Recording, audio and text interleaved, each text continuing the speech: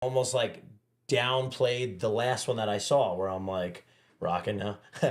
Fix it. We got levels online. All right, good stuff, good stuff. But yeah, it was like one great scene after another, and I was uncertain about the dude, Timothy Chalamet. I didn't really know. There was the one movie he did, Call Me by Your Name, which was kind of like one of those cult classics that were really well received. But I feel like he didn't really do enough until that point to really have that wow factor. Where then he came out in this, and I mean, he lit it up. And even though he is like 100 pounds soaking wet, he's still a pretty intimidating, pretty badass dude. So I think he did really well. Josh Brolin, always amazing. The mother was great. I'm blanking on her name, but she was really good. The Baron was what's his name? I mean, casting was incredible from it. The only thing, and I would love your take on this, because growing up, big WWE guy, loved, a little bit of everybody. But one person who stuck out amongst the rap is Batista. Always loved it. Batista bomb. He was an animal. And then started seeing him in movies, and I was like, he's good. He's getting better. He could use some work, but he's getting better. I thought he did great with Guardians of the Galaxy. I think the character fit his kind of, I don't want to say dumbness, but kind of dry. Like, I feel like dryness is the right word. Yeah, dryness. Where then he, hit Dune up, and he did good in the first one, and the second one, I think there was only really one scene that he had a pretty substantial set of lines, and it just wasn't my favorite part. And now I'm kind of getting to the point where I'm kind of like, all right, Batista can sit this one out, man. Maybe Didn't he do what was that other one? Cabin in the Woods? Yeah. That who was that? It's not Armor Sharma Larmalon? Emma Shamalama Ding Dong. Yeah, there you go. Yeah, I didn't see that one. Seemed like a cool premise, but I don't know, him too. I've always been, I like all those movies, those kind of mind bender, different, trying to figure it out. Meanwhile, the big hook at the end. But M. Night was one guy who I felt like was another guy who was kind of a legend, kind of grandfathered in for starting at pretty young age and making some pretty big movies. Where I watched that other movie, it was called Old. It's basically this family goes to a beach and they're hanging out there, and then the daughter starts getting like aging rapidly, and then the son is, and then there's like people dying and this, that, and the other thing. And I was super hyped for it, and then it just didn't hit. Didn't pack a punch. And then the Cabin in the Woods, I heard same thing. I heard that series though. He did a series on, is it Apple TV or something else, where Ron Weasley's in it, and I heard that was actually pretty good. So I think that's on my go-tos, my next checkouts for sure. As far as like wrestlers turn actors, though, I mean, he's great as Drax. Yeah, I think he's awesome. I think he's a good actor. Yeah. The Rock, I'm like, listen, The Rock, like, he's great. He's The Rock. Yeah. And I just want him to come in and do The Rock things. He's a legend in his own right. Absolutely. But the one that surprised me the most in the last couple of years was actually John Cena. John Cena, baby. I don't know. Did you see Peacemaker? Oh, amazing. Dude. Amazing. And that Suicide Squad that he was in. Yeah, but I'm just saying, Peacemaker is like the best hilarious DC show I've seen, I think. Like it was, and for a character I had no idea about. Yeah. Nothing. Absolutely nothing. He came in and absolutely killed that role. Crushed it. And he was the guy that I was looking at, like you look at Batista the same way. You're like, I don't know if he's leading guy material. Like, I don't know, like maybe a little too much. Yeah, like, I still, but he came in, and I don't know if anybody else could have played that role as well as he played it. He absolutely killed it. It was hysterical. I mean, Vigilante, like that whole series was great. They just started filming season 2. Love that. So, I mean, obviously Gunn's directing Superman right now, so he's got a different thing going on. And I called that years ago, by the way. That he was going to do it? No, that I knew that there was, after he got fired from Marvel and he got hired to do Suicide Squad, I was like, they're going to find a way to keep him. Like, they're going to find a way, because I'm like, he can do so much. And I actually predicted that. I'm like, well, when Feige's done with Marvel, he may come over too. Yeah. He's like, but I did say Gunn, though. And Feige has been I feel like not dropping the ball, but not as prominent as Gunn. I mean, in my personal opinion, I mean, I'm a big Marvel guy. Ever since starting with the OG Spider-Mans with Tobey Maguire into seeing Iron Man that first time, figuring out it was Favreau behind it all, and just being so immersed in the whole thing where, I mean, don't get me started where we're at now with a couple things, because I get they got to do what they got to do to make all audiences happy, but at the same time, we're really pulling a lot of strings.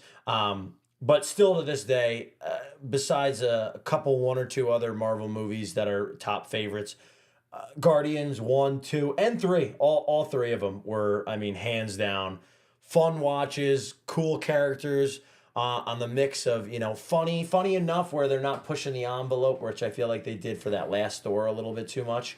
But yeah, man, James Gunn, he rips. I mess with him hard, and I'm excited what he does with Superman, which is gonna be, interesting, because I feel like he is such a fun creative guy, where I think Suicide Squad is a little jokey, so that works, and then same thing with Guardians, where Superman's a little bit more buttoned up, a little bit more kind of white bread, and I feel like he's got to get a little bit more serious with it, but at the same time, I'm sure he'll do some good stuff. I actually think it's going to flip the tide of Marvel DC. Like, I think this is going to be where DC starts to produce some better content and bring in as much, if not more, than Marvel, because we all know Marvel's been struggling a bit. I mean, but it's so hard. You had, what was it, 27 films leading up to Endgame and Infinity War, and you have all that stuff, and you crescendoed. You already reached a mountain. It's hard to keep going higher. You know what I mean? So there's really only no way to go but down from there. Yeah. And it's hard because they still haven't got the traction back. Now they still have Fantastic Four and the X-Men and a bunch of other new shit that's going to come. X-Men. I'm more of an X-Men guy. Are you into the 97 X-Men 97? Have you been watching? I haven't watched it yet, but I used to watch the OG when I was a kid, and have been going. I haven't seen it either. People have been going crazy over this latest episode, number 5 or whatever. And supposedly they're signing this guy who's behind it all now on real projects, not just animated projects. I thought the guy that was behind it, the guy that wrote it, didn't he get himself in trouble and get fired? Did he? Yeah. I read some article, and maybe it was something quick.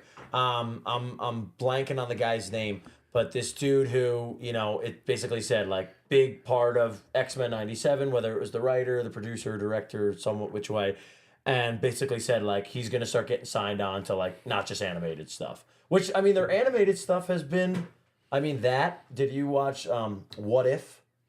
I watched some of it. It was very well rated. I watched a couple episodes, a handful of them, but it was very well received. So their animated stuff, they seem to have a hold on, and then the rest is a little shaky. Been hit or miss. I gotta be honest. Like, I like The Last Guardians. Yeah. I wasn't as down on Love and Thunder as other people were. Same. I think they went over the top. I didn't even see Ant-Man, I'll be honest with you. I didn't either. Didn't see the Marvels. Didn't see that either. Didn't like these. They haven't been like must watch. They haven't been like, oh my God, I gotta go to the theater type stuff. I'll talk to a friend and be like, all right, how does it connect? So I at least know the whole storyline. Mm-hmm. But a lot of it is connecting within these inner shows, which was really good. I liked Loki, and Moon Knight was really good too. Both of those were really solid. Moon Knight started to lose me towards the end. A lot of the shows kind of dip at the end for me because I feel like they set up so much and then they rush the ending. I can't. And for a show, you really shouldn't have to rush the ending, because why do you have to have just 6 episodes? Yeah. Why can't you have a 7th or an 8th? Yeah. And I think that's where it's milk it. That's just it. That's exactly what they were trying to do. And I was thinking about this when I started watching it, because I'm like, Moon Knight was great, but I mean, if you see all the episodes and put a time on top of it, there's probably no more than 20 minutes of action, maybe 15 minutes of action. Or now I'm like, why don't they put action? And then I'm thinking, you've got Oscar Isaac, who is right now top 5 comedians in the last, or top 5 actors in the last 5-10 years. And this guy's got a pretty penny, so they're going to milk all the acting from him. And the fact that the role is a schizophrenic, so he's playing one guy and another, they literally just doubled down on the acting, which was great. but gave us no action and no. For a budget of over like 200 million. I mean yeah. that's the thing that's killer too. Is you're spending all this money, and that's why they're cutting back now. That's why they're cutting back on the content. That's why a lot of things are getting canceled. Yeah. Because they have to find a way to rein that in, because you can't just be pissing money away. And that's honestly what they were doing with, especially some of these Disney Plus projects. Yeah. I feel like they were just spending way too much money and not getting any return back. And, you know, it's one thing if a movie, you're going to get some kind of return back because you're going to get, you know, the people going and spending the money on the tickets. Yeah. It's hard. How many new subscribers did Miss Marvel bring in? How many new subscribers did Moon Knight bring in? Yeah. And again, shows I didn't mind. I mean, wasn't as big a Miss Marvel fan, but yeah, that's why I'm like, I actually haven't even seen Loki season 2 yet. And I liked Loki season 1. It hasn't been must-see TV to me lately. And that's been the killers. Like, it just really hasn't, where, to be honest, I've been more hyped, and I haven't seen yet. I'm probably going to wait till it hits HBO Max at this point. I was actually more hyped for Godzilla Kong. I didn't even realize all those movies tied into each other, because I saw Skull Island, and I enjoyed that.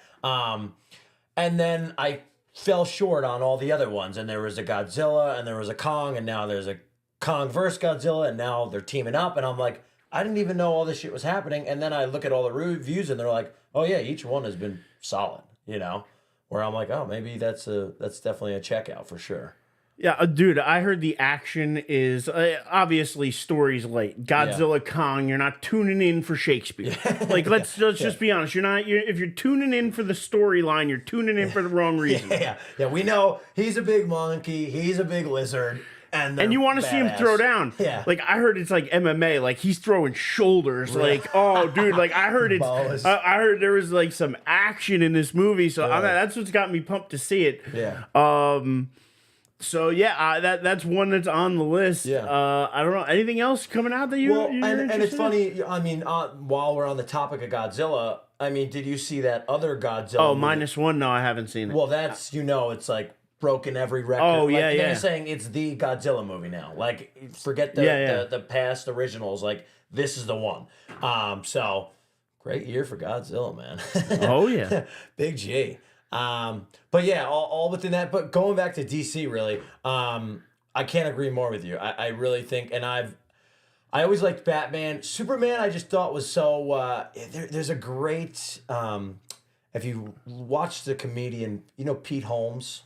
Yeah. He's like funny, kind of dorky looking dad jokes. He does a lot. Yeah. And for a while, he had a like a talk / sketch comedy show, whether it was on TBS or whatever. And one of like his main things that got a lot of traction were these sketches between one superhero and another, and they do a bunch of them, but one between Batman and Superman, and it's just so funny because I think it perfectly like explains it, how like Superman just so clean cut, like there's nothing like, obviously he's the strongest, he's got cool powers and stuff, but like himself, I mean, he wears tights. He's kind of a dork, you know, like in somewhat which way, at least for me. Where then you got Batman, who's like, you know, to himself. He's in the Batcave. He's got these six. Too emo sometimes. I like mean, that's where like you could tell me Superman's out there, you know, sunshine and happiness, and that's because why wouldn't you be? You're flying around. You got the world by the nut. Why wouldn't you be happy if you're Superman? Yeah. You got no reason to be down. You got no reason to wear black and be all in a cave. His you don't parents didn't die. Yeah, like, he doesn't have the emo life that Batman has. Yeah. So like they're two totally different. So I get it that you may steer, but don't hate on Superman. But again, I'm saying, look at it from that perspective of. Just think, if you were a god, if you were literally like untouchable, you're Superman. Yeah. Why not strap on some tights and be proud of what you got? It's probably got a big piece on him too. That's what I mean. Yeah, you flying around with a cape. Why not? You got a cape? No, why? Because you don't fly. You know what I mean? Like, exactly. Like, I'm gonna do me. Like, that's where, to me, why wouldn't you be happy as Superman? Like, why wouldn't you have that, you know, golly gee, happy persona? Because guess what? Nothing's hurting you. You ain't going anywhere anytime soon. Like, That's where I look at Superman. I'm like, that's what's badass about him. That's where he's like, he's almost showing up. He's almost like, what are you gonna do? Yeah. You don't like it? Do something about it. You can't. You can't though. That's the problem.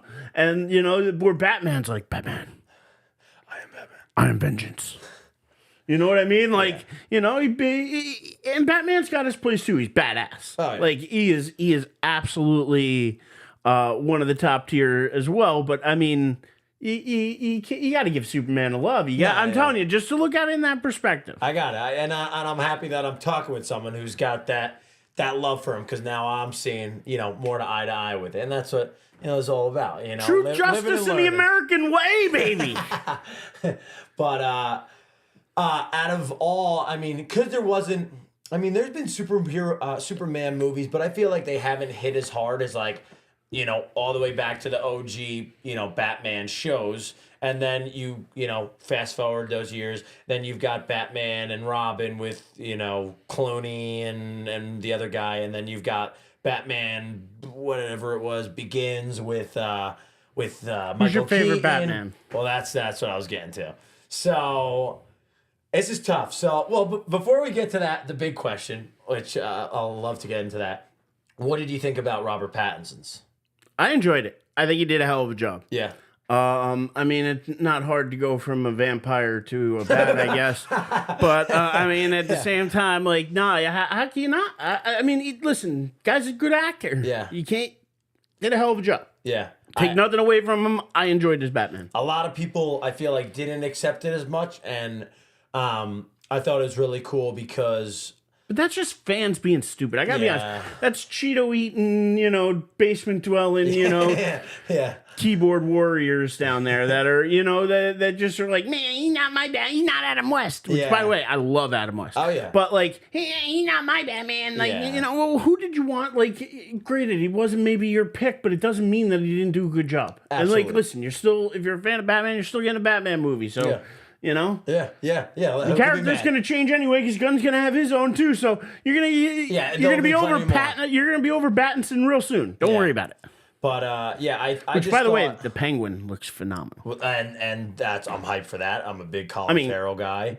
And he does not look like the amount of makeup and like prosthetics and everything that man had to go through. Oh yeah. And then to do a TV show after doing the movie, like he doesn't look like Colin Farrell. He hell of a job. When I remember whatever it was like, I guess, you know, 4 or 5 months before the movie had came out, or whenever they were starting to release some photos, and they're like, oh, Colin Farrell's gonna be a Penguin, and I'm like, fucking Colin Farrell. I was like, little skinny Irish Colin Farrell, and then that one set of pictures came out, and I was like, no, come on, that's not Colin Farrell. And then I'm like, oh my god, and then the trailer came out, and I was like, all right, I'm in. Like, let's go. What are we doing with this? But there was a really great video, and it was Christian Bale, and he said Pattinson approached to him, and he's like, you know, any tips and tricks, and very simply said, make it your own. And that's what I think he did exactly. And being that I had known the background of, he's one actor who I've really taken a strong like in the last couple of years, Robert Pattinson. And have you ever seen the movie Good Times by A24? No, but they've done a lot of good stuff lately. A24. They've just got the equation, man. They're just always constantly what they do is they give the most creative freedom. You know, they find someone who's got a head on their shoulders that's been in the game, and they say, here's the money you need to make your vision, go make it. They did Uncut Gems with Sandler. They did a bunch of great stuff. But Robert Pattinson, knowing that, you know, his background and who he was, I was like, all right, we're gonna get an even more emo Batman. Parents dead, eye black. He already played a vampire. I was like, that's what we're getting. And the fact that you had this, the fact that the story played where he was still young. He doesn't know really how to be Batman yet. He's still trying to figure it all out. You can tell there's a lot of times where he's like making mistakes in the movie. And then on top of it all, you know, cherry on top, you got Fincher behind it. And one of my favorite movies of all time, Seven, with Morgan Freeman and, you know, What's in the Fucking Box. Being that was the whole aspect of a movie, I feel like there was a lot of the shots, a lot of the lighting that was very similar to Seven. it just got up my alley. I was just super hyped with it, really happy about the whole thing. And it's been one of those movies where I can easily, go back into it and repeat and watch it and find little things that I like about it. So, but going back to who's my Batman, I think at the end of the day, I have to give it to Bale. I mean, 3 unbelievable movies. I mean, I love Michael Keaton. The fact that you had, Danny DeVito as Penguin, and who was director of that? The guy. Why am I blanking? Another emo dude that does Nightmare Before Christmas. Who's Nightmare Before Christmas? Oh, Tim Burton. Tim Burton. He did, it had that Tim Burton-esque where I like that kind of weird stuff. But I mean, Bale's, each one got better and better. Obviously, you have the second one with the Joker where, you can't even put a grading on that movie because of all the different things how great the movie was, the death of Heath Ledger, everything that kind of came around it. And then the third one, it wasn't as well received as I feel as the other ones, but I loved Tom Hardy's Bane. I think the voice was kind of a little funny, but at the same time, I thought he played it sick. And I think Bale's got to be my guy. Second, I feel like I got to give it to Pattinson, but at the same time, I feel like I do have to give it to Michael Keaton because I do love that movie, and it's so good. And then there's Adam West. I just feel like I haven't grown. Again, going back to what I said before, there's nothing like the OG. Without the OG, there wouldn't be all these other ones. So I, got to give it to Adam West as well, just being the main guy, getting things rolling and playing it kind of funny, goofy, but still doing a good it was job. just so campy. It was just so pow, bam, like it was. As a kid, like seeing some of the reruns and stuff was fun. Yeah, like that was like it was cool to see. Yeah, and because you enjoyed it. There was a lot of visual stuff on the screen. So as a kid, like you kind of got it, Mm-hmm. But as you evolve and get older, you to be honest, grew up with Keaton's Batman as the Batman. Then you bounced around a bit. You had the Clooney, you had the Val Kilmer, you had the Val Kilmer one wasn't one that I don't even know if I remember watching parts of it when I was younger, but I've never really watched it left to right. Shout out to Tim in the chat, by the way, who says that Batman greater than Superman.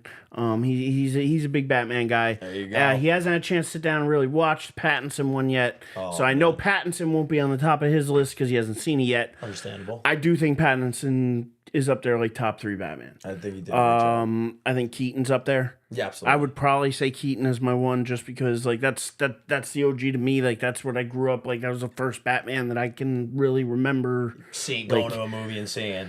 With Nicholson as Joker and Danny DeVito as the Penguin and Riddler, that Jim kind of Carrey. Oh yeah. well, but no, that was the other one. Yeah, that was Clooney. I think wasn't it? Yeah.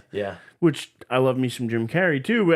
Comedy wise, The Mask. Oh, yeah. Some of those early comedies of. Come on, the Ace Ventura movies. Oh man, are absolute classics. Me and my buddies, we're dumb idiots. We'll just make noises left and right, just random stuff. And one noise we always make from the second one with the Miami Dolphins and that whole thing. No, that's the first one. Is that the first one? I believe. No, that's the second one. The first one is when. No, the second one's when he's in the jungle. Really? Yeah. I thought it was switched. No, I'm almost positive the first one is the one with the dolphins. Okay. Tim is a movie guy, so if in the chat, you want to throw it out there, if you're listening still, Tim. You're probably right. You're probably right. I like them. Both of them are phenomenal. Shout out to my cousin Amy, who's tuning in live as well. Amy. Shout out. Hope you're doing well. Hope you're feeling all right. But yeah, so I'm pretty sure that the Dolphins one is actually the first one. Okay. Which is my Finkel is Einhorn, Einhorn is Finkel. It just leases out. So good. But come on, the second one, Bumblebee Tuna. Bumblebee Tuna. Throw it. Throw the spear. Oh, dude, when he's in the ring and they get like, the classics. But to get back to Batman. Yeah. I think Pattinson's got to be top 2 or 3. I think Keaton's 1. Yeah. And then What's your take on Bale? I think Bale's got to be 2. Right. I think Bale's 2, Pattinson 3, and then I'm going to say Adam West 4. Yeah, and then everybody else afterwards. Yeah. The rest is. Yeah. So, and that's excluding what James Gunn's going to do whenever he does what he does. Yeah. That's not coming out for another 2 or 3 years. Yeah. So, can't worry about that yet. But I think Pattinson should be coming out next year, 2025, I think. Yeah. So, definitely looking forward to that because, again, love the director.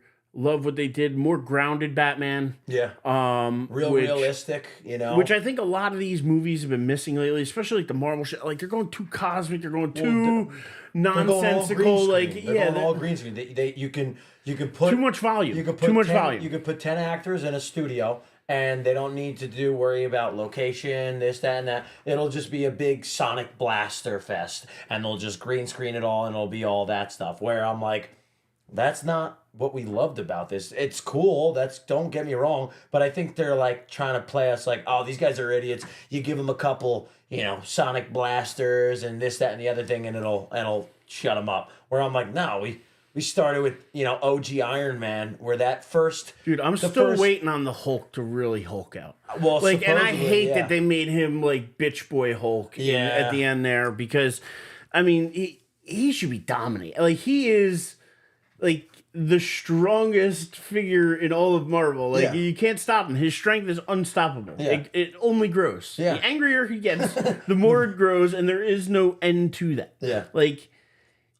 I do like what you reduced him down to but it's because, and they've admitted this, that they didn't know what to do with him. Yeah. Like they didn't know what to do with power of that magnitude. Because again, he could win most fights by himself. Yeah. Like there's very few people who could stand up to the Hulk. Yeah. Like in actuality. Yeah. So I get why they had to depower him a little bit, but you didn't have to make him a bitch boy. You didn't have to make him Captain Science. He was all what I mean? All science. And you have Tony Stark for that. You got other guys for that. I want to see the Hulk be the Hulk. Yeah, I want to see it. And that was Ultron was a great one where you really kind of saw his rage when Wanda had messed with his mind and he was fighting Iron Man in the Hulkbuster suit. Yeah, that Hulkbuster suit wasn't stopping him. Oh, dude, no shot. And that's one of the best scenes where he's, the Hulkbuster suit is kind of putting a tagging on him, and then something switches and you see Tony like, all right, easy. I'm sorry. Because he knows what's about to come. He knows what's about to hit him. But yeah, and supposedly this X-Men Deadpool is they just released an article saying that Hulk might be making an appearance. Really? Listen, I hope so. And that movie, I bet you, and this is no exaggeration, I think that's the #1 movie of the year. Box office wise, I don't think it's going to win any. I don't think it's winning any awards. No. But at the same time, I can definitely see this being a $1 billion film and maybe the top grossing film of the entire year. Yeah. Everybody's been dying for this movie. Ryan Reynolds absolutely murders this character. Oh, he is so good. It's made for him. Like he's tailored this to his attitude in life. I mean, ever since this is like his character from Van Wilder. Yeah, this is like he's still playing the same guy. Like this is Ryan Reynolds to a T. Yeah. And then you have him paired with what everybody thinks is one of the greatest casting choices of all time after it happened, because again, people thought he was too tall, whatever, when he first got cast. Yeah. Again, nobody could picture now anybody else other than Hugh Jackman in the role of Wolverine. Yeah. And to have them and their feud online and their friendship, and it's just so cool to see. Like, you ever see them joking on each other and doing all sorts of stupid shit? Yeah. Like, to see them now in a movie, I think this thing is going to absolutely, and I think they're going to get a ton of cameos. I don't think they're going to be huge cameos where they're going to take over the whole film, but I think there's going to be ones here, there, whatever. There's a lot of stuff from different, because why not play around? And if you don't know kind of how they're combining it all, so you saw Loki season 1, right? Yeah. So you remember the TVA and the timeline. Yeah. So that's all. Listen, I'm caught up on everything. You know, I haven't seen it. I've watched videos and whatever to keep myself current. I'm trying to explain it to my brother, and he's like, "What's the TVA?" And I was like, all right, I got it. I got to make the spreadsheet for him and whatnot. But shout out to Nick, the old bro. So I'm I'm so hyped. And I mean, again, another film like The Guardians, like that was another one I was going to say that Hulk I thought did amazing with was Ragnarok. Well, I mean, one of my funnest Marvel movies I've saw. But yeah, all the Deadpools too. There's not one out of place that you're like, it didn't hit as hard as the other one or whatever. I mean, 1 and 2 were solid, and I just can't imagine what's coming for number 3 with Wolverine. And then, did you see? One of my favorite things is when all these like YouTube nerds, they go in and they just start dissecting like the previews and stuff. And so they saw, there's a bunch of different little call outs and things. Oh, that's, to X-Men. Oh, I watch all that. I watch all that stuff. I got something funny for you. So you saw but they said they saw like they were teasing Secret Wars. Yeah. Because he's laying on the ground and there's a comic book. Yeah. And it's the Doom Secret Wars, which is my guy, Dr. Doom. Dr. Doom. But the thing is, are they going to do him right? Because they've tried him in the Fantastic Four before. They've sucked at it. Are they going to get it right? And that's always been the issue, is are they going to introduce him in the Fantastic Four? So really, this should be, Secret Wars should be more of his storyline than it was Kang's storyline anyway. Yeah, absolutely. Are they going to find a way to rush him in? I feel like he's too big a character to just shoehorn in as a big bad this late. I mean, like I said, you had 27 movies leading up to Thanos. Or 24 movies leading up to Thanos. Yeah. Movie is when, I think, or something like that. Maybe it was and right now, nothing's been leading to Doom, per se. I mean, I'm sure they could go back and retcon and tie different things together, but really, it's not leading there right now. So I just hope they don't just try to like jam him in and like, now he's also of a sudden the big bad and, he's the, doing everything he was in the comics. I just think that Marvel for a long time has done a good job of adapting different comics and making their own story. Yeah. And Kevin Feige was great at that in the first few phases of the MCU. Yeah. Took different elements from the comics, changed little things here and there, but made the MCU its own. Yeah. He didn't make it just this strict comic run. Yeah, this right, what it is on the exactly. On the book, He's taken different arcs with like the Hulk, even though they didn't have the rights to him. They couldn't do him in a solo movie. They tried to do certain arcs with him, and and that's how he ended up Professor Hulk, and that's how he was on Ragnarok and all that, and which they kind of killed that story. And by the way, She-Hulk, what an abomination of an ending! I got to tell you. I didn't check it out. It's not. Oh my god! He has to leave, go back to Sakaar. He comes back. He's got it. Now he brings back a son with it. It's totally like I saw the sun and the. I mean, the CG on the sun looked kind of wonky. It was awful. So I don't know how they're gonna do anything with that. Maybe Secret War is a good way to like retcon a lot of that. But it's just messy. Yeah, the only thing I saw that like piqued my interest from, again, articles and clips from She-Hulk was they had introduced Beast to some sort of post-credit scene from the X-Men Beast. And that kind of got me hyped. But I don't even know how they really did it or what they did. But like I was saying before, love Marvel, love DC a little, but the X-Men is that's where like my love grew from that 90 set, from the OG animations up to the first stages of Wolverine, X2, X3. Not that they're the greatest movies or that they were, even well received, but maybe just because where I was at my point in life, really taking a liking to superheroes, the X-Men just stuck with me, and that's why I'm like so excited. And I'm telling them like, take your time, just stretch it out. Again, we waited 27 years for things. We can wait some extra years, just take your time. Just make sure they're introduced properly. Make sure it's done properly. Because I feel like they had such a big pop and they were on such a high with Endgame being so good. And even some of those movies after, where then they started rushing storylines and getting in Kang, when I was like, dude, Kang's in the comics, like he's just as big or, somewhat of a caliber near Doom or Thanos and whatnot, where I was like, we shouldn't have seen Kang for 7-8 years, and we're just kind of throwing him in. So, and then the way that like he's supposed to be the big bad, right? But yet he got beat by a bunch of ants. And like every time you saw him, he got beat by Loki. Yeah. He got beat by he constantly got his ass. Like he he didn't exude big bad. He exuded bitch. Yeah. Like, like he didn't exude like he exuded like as one of the most powerful. Exactly, and that's where I'm kind of glad they're getting away from that because I think it gives them a chance to pivot. Yeah, and again, maybe try to introduce somebody like Doom, but I just don't think that you need to rush that story. Yeah, no. Take your time. Take your time. So, and it looks like that's the plan that the Marvel's got now, and I hope.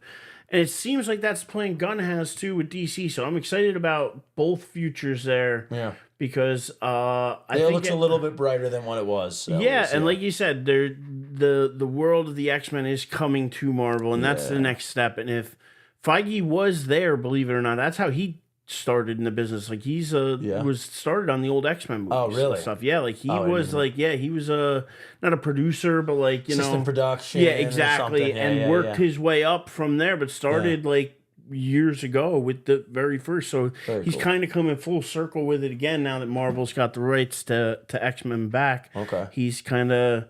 It's a full circle journey for him. So yeah, it's pretty cool. And listen, he's obviously one of the best executives in all of Hollywood. Yeah. The amount of billions of dollars that he's made for Disney, nobody else. Be pretty happy with the guy. Nobody else has done that, and the success that they have, even with their bad movies, still making $400 million. Yeah. They find ways to bring in money, and It's a brighter future than it seems like Star Wars or some other things are having. Yeah. Mandalorian was great, but now I'm hearing this Kasha and there he is, baby Groot. But I'm hearing not so great of things from some of these other things that are coming out. I saw Obi-Wan. I didn't hate it. I think it was kind of, I don't know, a little dim, lackadaisical kind of. But the last scene, did you watch Obi-Wan? That last scene between him and Vader, oh man, that shit got me bricked. Yeah, no, that was awesome. When he was saying, Anakin's dead, and you didn't kill him, I killed him. I was like, oh fuck, man. And they're throwing all the lines down. It was badass. So definitely was hyped about that finish. But I hear like Akasha, I'm getting the name wrong. Ahsoka. I hear that was supposed to be like really promising, and it's not hitting as hard as they thought. It was good. Would. I thought it was pretty good. Yeah. Listen, it's a different type of Star Wars tale, and I can at least appreciate that because for a galaxy far, far away, it seems like the world's smallest galaxy because everything revolves around those Skywalkers. You know what I mean? So like, I feel like venturing out just slightly and expanding the lore a bit, isn't a bad thing. Listen, was every scene a banger? No. But I think the guy who played Balin, who was like the, I guess, main antagonist of the show, I would call him unbelievable. Yeah. Unfortunately, he passed away. Oh, I'm really? forgetting the actor's name right now. Ray something or other. And you want to look that up. Yeah. Unbelievable job. I like Rosario Dawson. I think she did a good job with the character. I think she was a little too monotone at times, like a little too just one note. Oh flat, Ray Stevenson. Yeah, Ray Stevenson. That's I think he's a Australian guy, Irish. Yeah. Yeah, but he was. I mean, phenomenal. Like you should watch the show just to see his performance because it'll give you you'll be like, dude, this guy's badass. Yeah, and like he was clearly a former Jedi. It was cool. So I didn't mind that. To me, Andor was like very political, but like in a different way.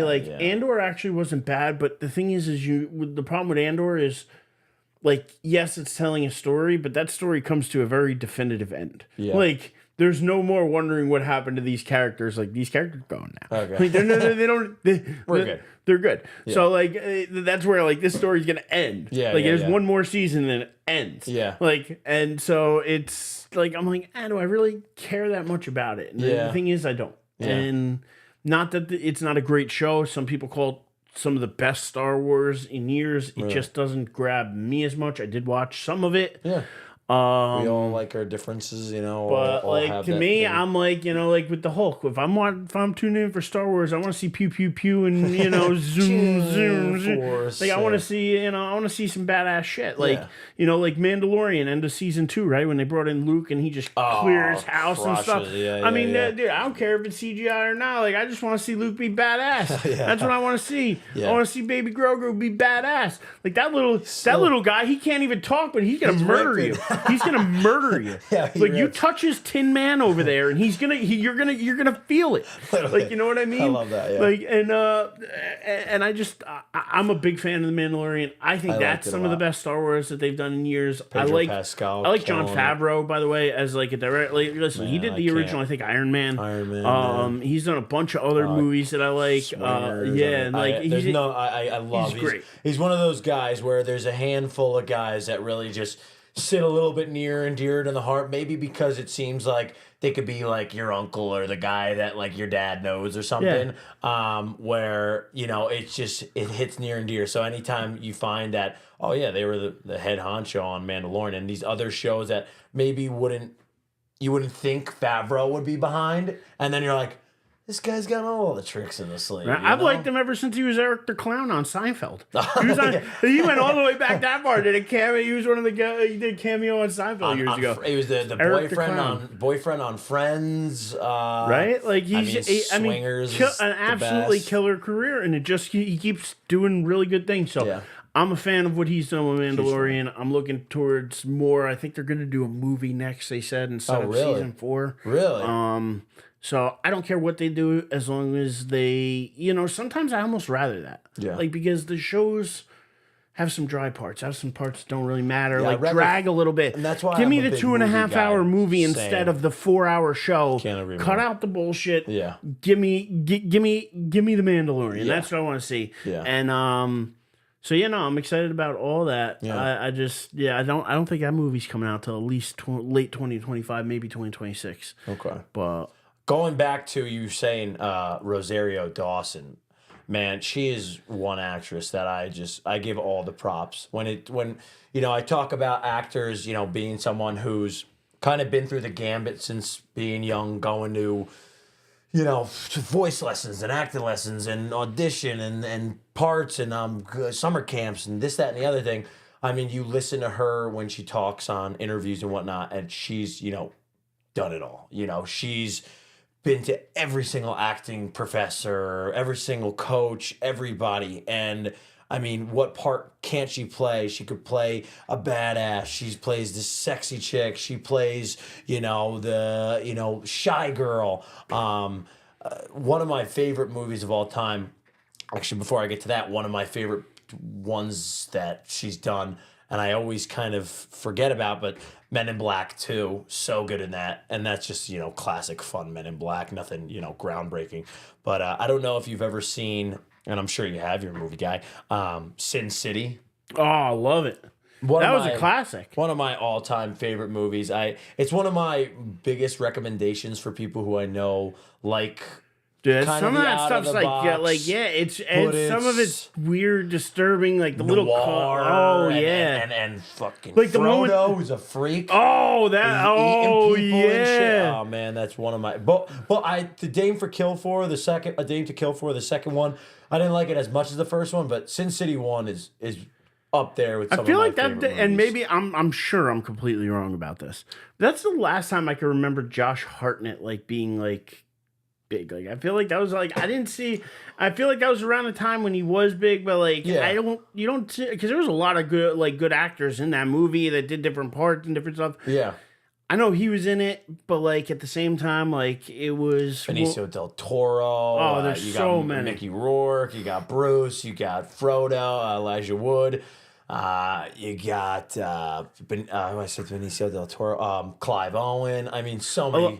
Elijah Wood. This was right after Lord of the Rings. I think so, probably. Right? He looks because really it was that. And have you ever seen Green Street Hooligans? Oh, classic. Oh, classic. My brother, I remember. That's Elijah Wood too, right? Or is that who's that? Or is that not Elijah? Who looks like Elijah Wood? Oh no, I think it's Elijah Wood. That's not Harry Potter, because I know Harry Potter and Elijah Wood sometimes. Yeah, no, that's not Harry Potter. Let me check it out. Harry Potter is Daniel Radcliffe. Yeah. But yeah, Sin City, one of my all-time favorites. And then the fact that I found out not too long ago, being that it is one of my favorite movies and already liking it without needing this kind of research, but the fact that Quentin Tarantino directed it along with, what's the guy's name? Robert Rodriguez? Yeah. Yeah. They kind of tag teamed it. And I was like, dude, that's why I wasn't as big a fan of Machete, though. I never saw that. I watched Black Snake Moan again when I was like, it was like middle school time, and I got a liking to that, even though I really liked, and again, it's kind of things that, you know, you mention to someone, and I feel like it's only the people who really kind of dive into stuff like that really are like, oh yeah, great, and then I'll show it to my friend who's sort of a movie guy or girl and kind of not, and then I show it and they're like, is everything okay, man? Like, what's going on at home, you know? But not Roadhouse. It was the one. It was Speaking of Roadhouse, did you see the new one? Death Proof. That's what it was. Oh, okay. Death Proof with Kurt Russell, and he's in the car and he's just killing people with the car. It was great. I liked it. It was Quentin Tarantino, and I think it was like a side project that he did, which I thought was even cooler because everything else is like, oh, Quentin Tarantino, obviously. But back to Roadhouse, I did not see the new one. Stop it. Get some help. Because I got to be honest, I disagree with you there. That's where you lose me, the death blow or whatever was it, like, whatever it was called there. Death Proof is where like that was one I just couldn't. Again, saw it. Yeah. But was like, I could have found a better way to spend 2 hours. Yeah. Okay. All right. You know what I mean? And that's where and that's why everything's subjective. Yeah. But yeah, that was one that I was just like, this is just a little like. I think the first 30 minutes, because a lot of it is that bar scene in the beginning. But I think the last like 45 minutes is fucking crazy. He's got the chick in the car, and he's. But for me, I'd rather see Gone in 60 Seconds in. Okay. All right. Because, like, to me, like, Nick Cage, like, you can give me somebody crazy. Like, I want to watch Nick Cage do some crazy shit. You know what I mean? Like, Nick Cage, he's a crazy man in general. I mean, you had Nick Cage and, what's her name? That was another one. I remember watching it with my pop. Back in the day. What was her name? Oh, why is her name escaping me right now? Let me check it out. I don't know how great of service I have. Who was that? Oh my God, it's going to kill me. It's going to kill me not knowing. It is like... yeah, oh, because she's...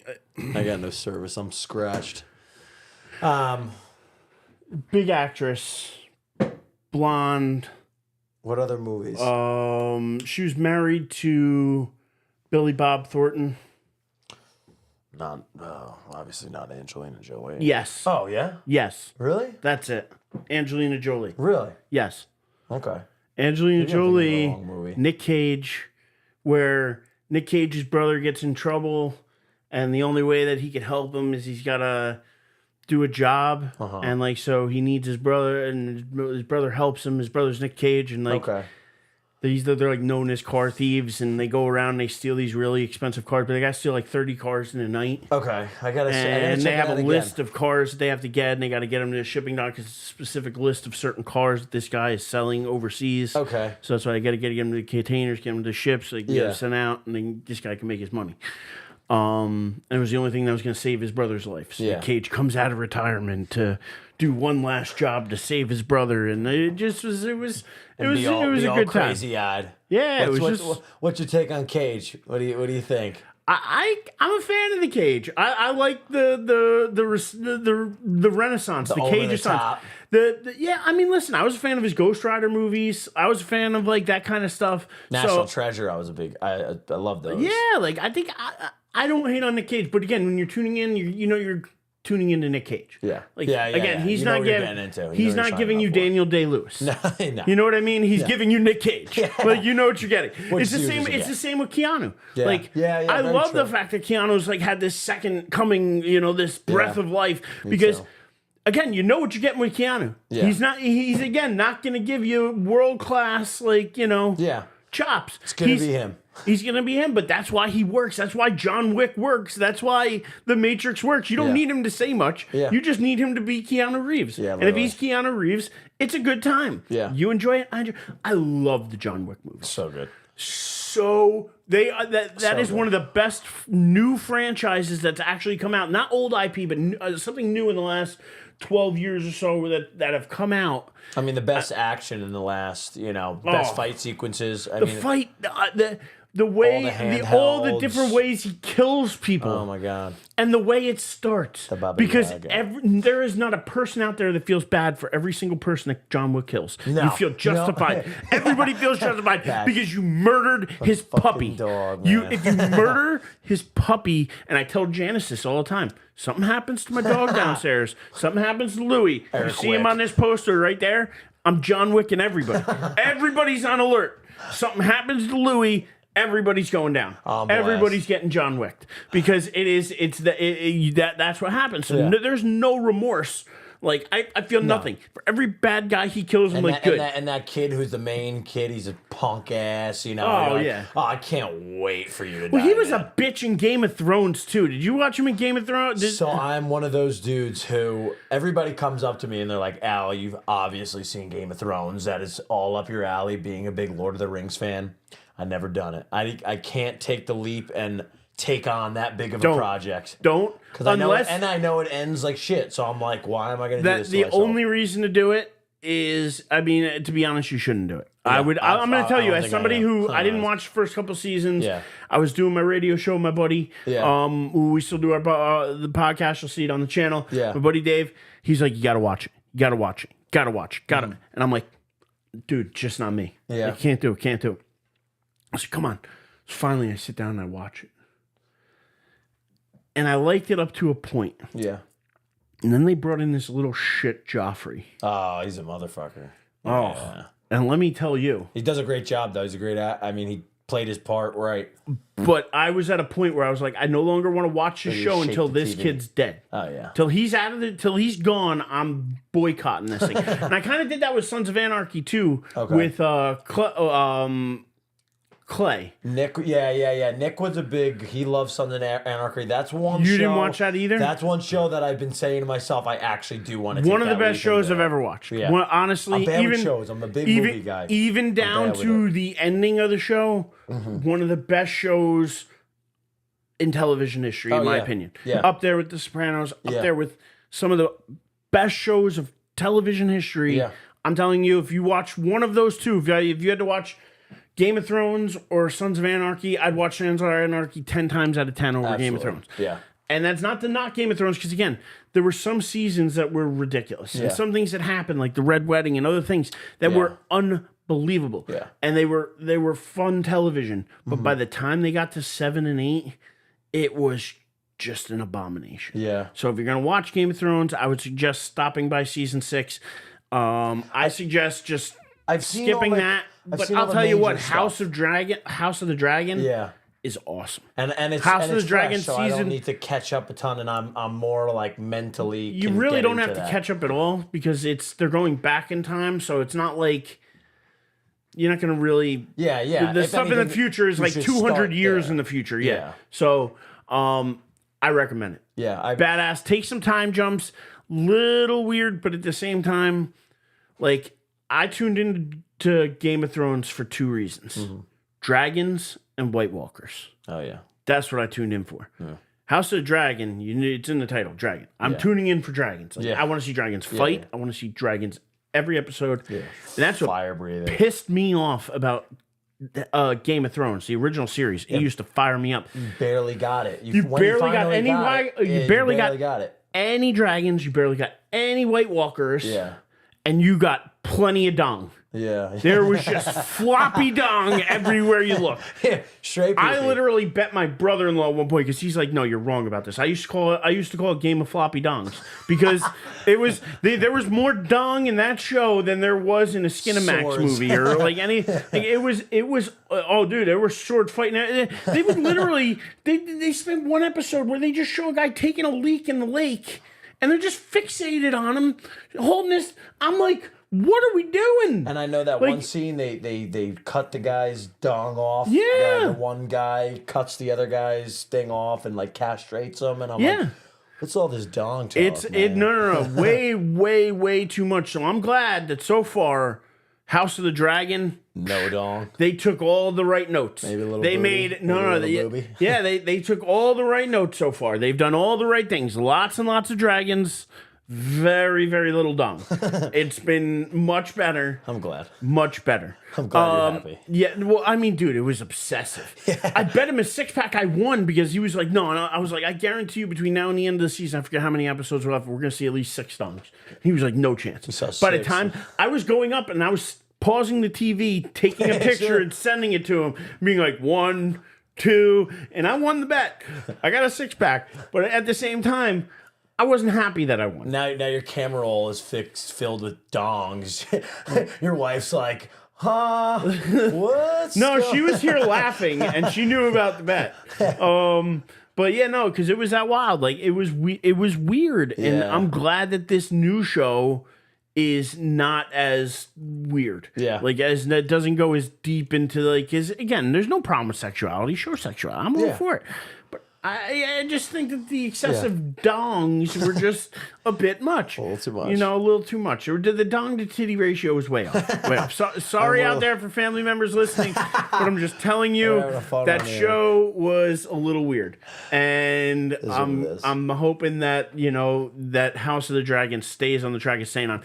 I'd recommend watching it. Like I said, you don't have to watch any Game of Thrones, and it's much better. It's pretty badass so far. They do a lot of, like, there's a lot to it. I recommend. I definitely will check that out. And that's one. I mean, like I said before, the shows is where it always kind of like you really got to have me locked in on a show to really keep it going. That's why I'm a big movie guy. Get it out of the way. Rip that Band-Aid off. I'll take 3 hours out of my day, and then if I watch Game of Thrones. Did you watch Last of Us?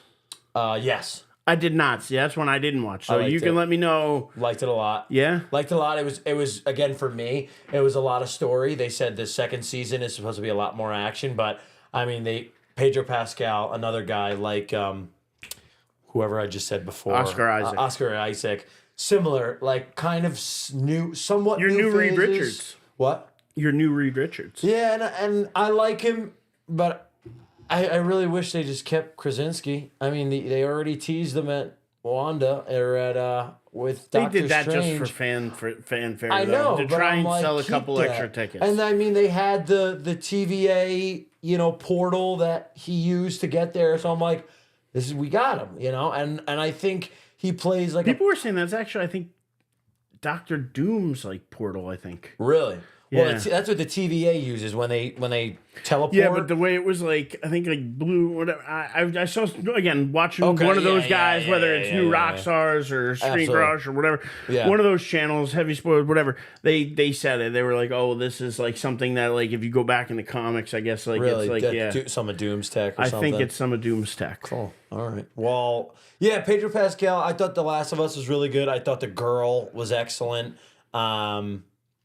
Yeah, I liked it a lot, and I think that, again, being a story guy, it told great stories. Each episode had something that was going to, get you a little hot and bothered, but at the same time, I heard the Nick Offerman episode was tremendous. I mean, it was groundbreaking, especially for the gay community. It was a big. No, but I heard even just aside from that, like, because not to get into that aspect. Which, again, because love whoever you want to love. I'm cool with that. But it was but just at the same time, like, I just heard it was just a phenomenal episode in general. The way the emotions went, the way they made you feel, like.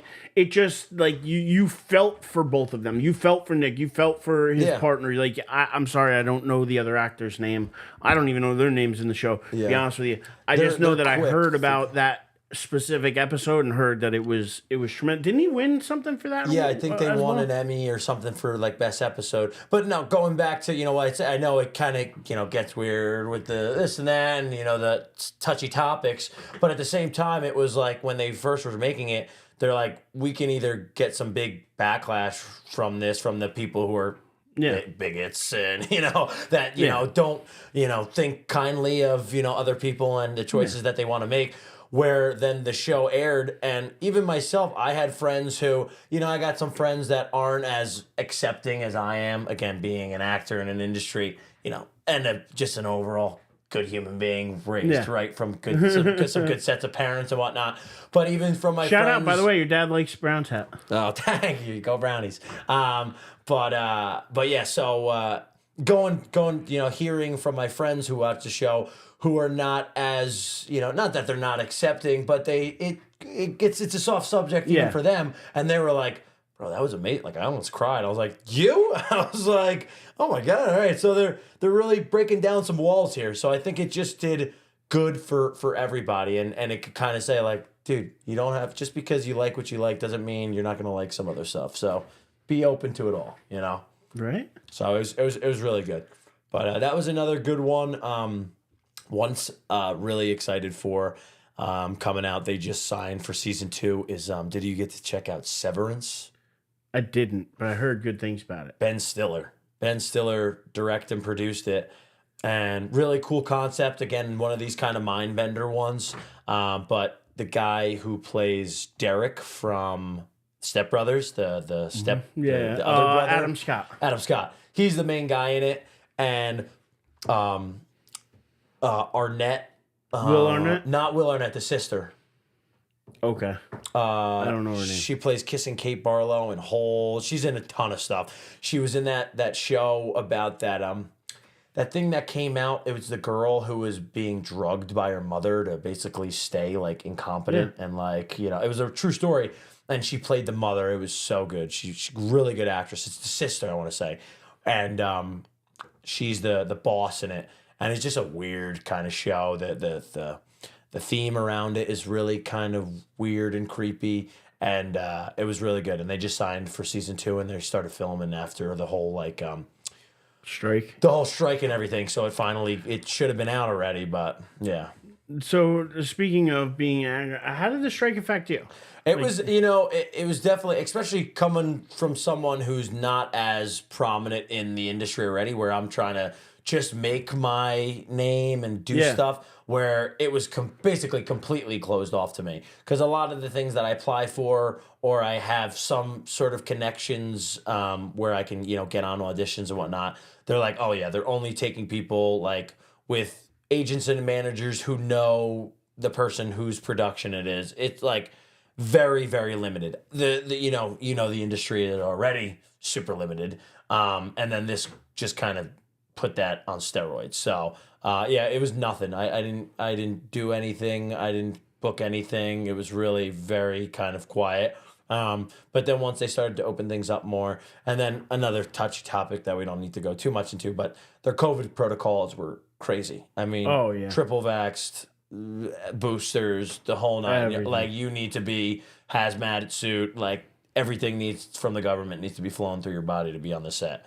And didn't match up too well. So it is what it is. A glad thing it's over, and we're working on getting some more good stuff. Right. On so I wanna get going here on a high note a little bit, but I want to know, because you brought up Ben Stiller and Severance. Yeah. And listen, Ben Stiller's phenomenal. Yeah. He's been doing great work now for forever. Yeah. And I still think one of the most underrated comedies of all time.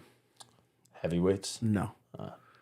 Even better. Like, this ranks as like my top Fockers? Stiller movie. No. Zoolander. No, I'll give you 2 more guesses. All right.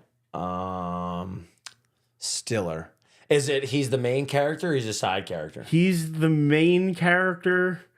He's the main. He is the main character. I believe he wrote it and no. Oh no, not you're going way the other way. Like, tell me you've seen this movie, and if you haven't, I'm going to give you a project for this week. Oh, I know. Come on. It's got to be Tropic Thunder. It's Tropic Thunder. I mean, come on. Come on, put it dude. there, man. That was one of the best. That like revitalized, in my opinion, Tom Cruise's career. Like we were talking about Nick Cage and Keanu. Oh, yeah. Like Tom Cruise was like jumping on couches, roping and everything. Then all of a sudden you see him in Tropic Thunder as Les Grossman. I mean, come on. That is one of the most iconic roles of all time, in my opinion. Like he played that so damn well. It was hysterical from start to finish. Oh, yeah. I mean, the amount of people they had in that movie, like the cameos, that. It was perfect. It was almost a perfect comedy. I don't think you could make it. I don't think you could make it now, though. No. Like I think there was Downey too Jr., much. Like you could never do Downey Jr.'s character again. But at the same time, tell me he didn't play that character so damn good. So good. And like, it is to me one of the most underrated comedies of all time. Like Absolutely. what they were able to accomplish there. Jack Black. I mean, come on. Class, and I love Jack Black. Like Jack Black to me, like I like Tenacious D. Oh yeah, I like. Have you ever seen Tenacious D in the Pick of Destiny? Huge. One of my favorite movies. Love it. Nacho Libre. He's just funny. School he's just Rock funny. is a classic. Like he did before. I think maybe it was before the Grammys or something. Like he did a version of "Hit Me, Baby, One More Time." Okay, check it out when we're done here. Yeah, and you're at home later. Yeah. Jack Black, check out "Hit Me, Baby, One More Time." Yeah, I'm gonna love it. You're gonna love it. It's awesome. It's funny. Yeah, you need to check it out. But no, I'm a huge Jack Black fan. But that movie just had so much like again, scene to scene was just hysterical. One thing after the other. The premise of it, the whole way it came together. Again, can't make it today, but again, I don't think you can make a lot of movies again. What about Simple Jack? Can't be doing it. I mean, Simple come Jack on. anymore. Mama. You can't make that movie again, but at the same time, it makes me Thank God we got it. Belly laugh every good. time I see it. It's like watching Caddyshack or Animal House or, like I said, Van Wilder. I crack up. Like there's about Happy Gilmore and a bunch of Adam Sandler. Oh jeez, yeah. Again, I love our little comedy theme here today too, because I mean Jim Carrey. Like there's so many guys that like we can go back and listen to, or their movies are timeless. Yeah, and I can watch them today, and that's like my favorite thing to do. Where someone like you would think like. Someone around our age ranges, you gotta have seen all those movies. Where I talk to people and they're like, "No, I never seen this, I never seen that." And I'm like, I want to drag you by your ears, find a TV and watch it, and I don't even need to watch a movie because I could do the lines by myself. I just need to watch you watch this movie. I'll just stare at you the whole time because it's the best. I mean, I don't know any comedies in the last 3-4 years which has gotten to that level of excitement and belly laughing.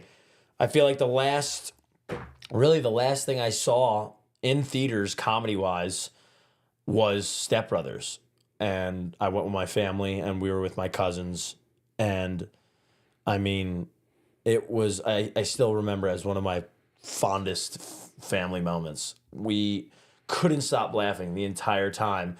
And then I don't know if we laughed more during it or on the car ride home, just going over all the scenes in our head again and just still laughing at it. But I haven't had that in a good 4 or 5. I mean, right? Yeah. What are comedies that you went to the movies and laughed like that in the last 4 or 5, 3-4 years? 4 or 5. I mean, you can push it to 4 or 5 years. I don't even. There really haven't been any classics, right? There haven't. I really. I'm trying to think of the last movie maybe again this is just because I'm a little bit older now, but like, I know comedies have come out. Yeah, I'm sure some of them have probably been pretty good, but the last one I can remember was like maybe the last Hangover movie.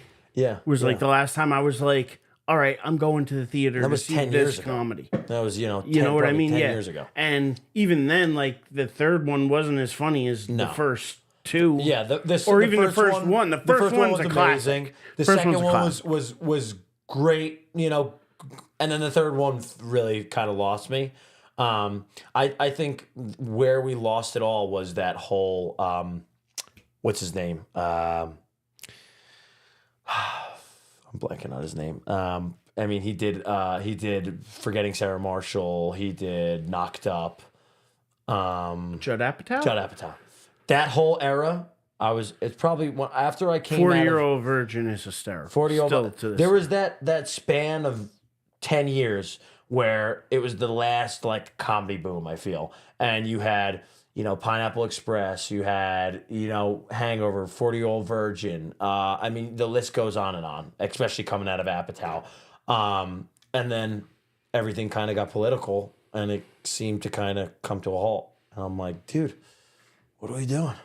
We gotta get it back. We gotta start making some funny shit again, especially me. Well, that's where we're at now is we got to start making some funny shit again. Absolutely. So I'm happy you're here today to join me to do some funny shit. Hell yeah. I hope we do a lot more of this because I'm all for doing this kind of stuff. For sure. I love my sports, don't get me wrong, but it's great nerding out on some of this kind of stuff too because I love all this kind of stuff. And I mean, we didn't even get into all the other TV, reality TV, all the other nonsense we can get into. So I'm excited for all the topics we didn't even hit today. Absolutely.